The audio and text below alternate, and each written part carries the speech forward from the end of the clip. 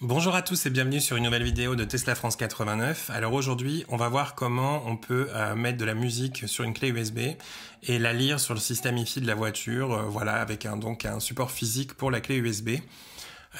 Donc la clé USB, vous voyez, elle se range, alors là il y en a qui ne sont pas connectés, mais sous l'accoudoir central, on a donc un système, on a deux ports USB disponibles. D'ailleurs c'est celui sur lequel on branche aussi, on l'utilise nous pour enregistrer les vidéos du mode Sentinel, et le deuxième on l'utilise pour notre chargeur à induction qui est là qu'on a installé de la marque Jeda. Et là je vais enlever la clé USB pour ensuite du coup aller mettre sur l'ordinateur des fichiers MP3. Donc moi j'utilise voilà une petite clé USB SanDisk de 32 Go. Maintenant c'est amplement suffisant, sachant qu'en plus on peut effacer les vidéos Sentinel qui servent à rien.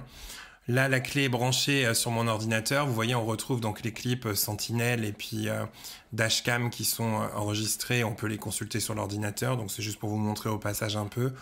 Donc, on a bien toutes les vues, la vue arrière, la caméra de gauche, la caméra de droite. Et on peut les effacer directement avec l'ordinateur. Ou alors, je fais une autre vidéo où je vous montre aussi comment on fait. On peut les visionner et les supprimer directement en fait sur l'écran de la voiture.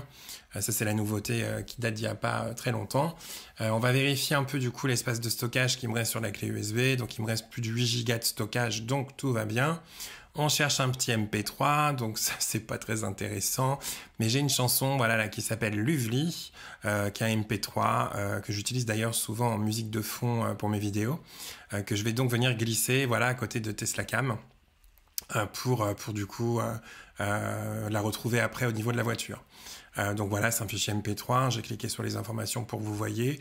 Et ensuite, je voulais tester aussi de mettre de la musique dans deux différents dossiers pour voir un peu comment on retrouve ça en fait à l'écran de la voiture.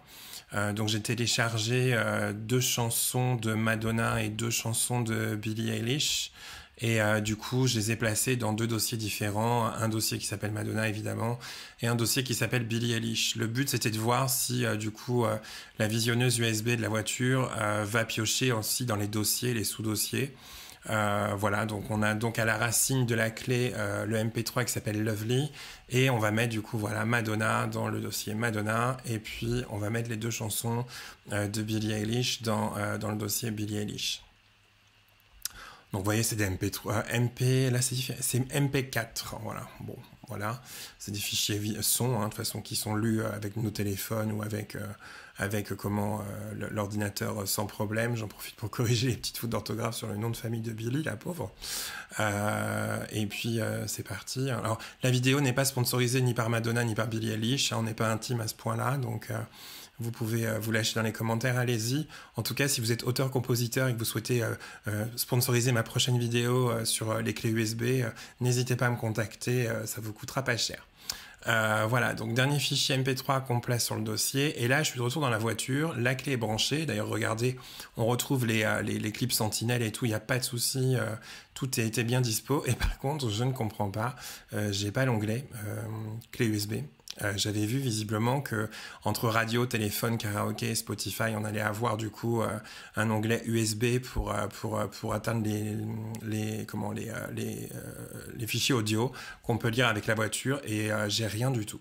Donc il faudra que je refasse le test en mettant uniquement une clé USB avec uniquement du son dessus.